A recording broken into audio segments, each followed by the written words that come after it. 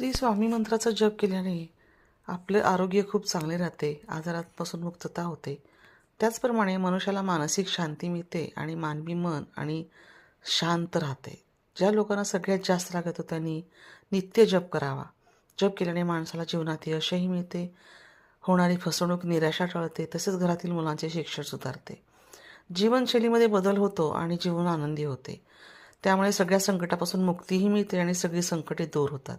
अत्यंत असे स्वामी समर्थांचे प्रभावी मंत्र हा अत्यंत महत्त्वाचा आणि प्रभावी मानला जातो.